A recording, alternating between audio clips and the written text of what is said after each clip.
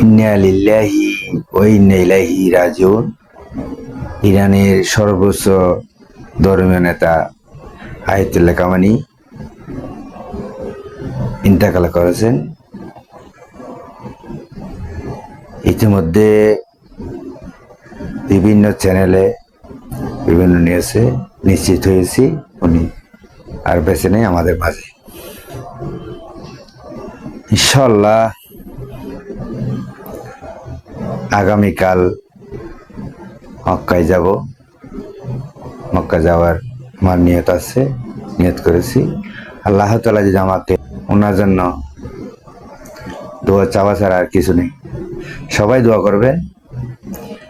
আমাদের মুসলমানের ইমানের শক্তি যা আমাদের মাঝে থাকা দরকার ওনার কাছে ছিল।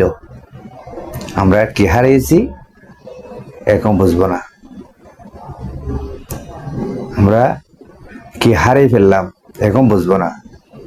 যখন আমাদেরকে শোষণ করবে তারপরে বুঝবো আমরা।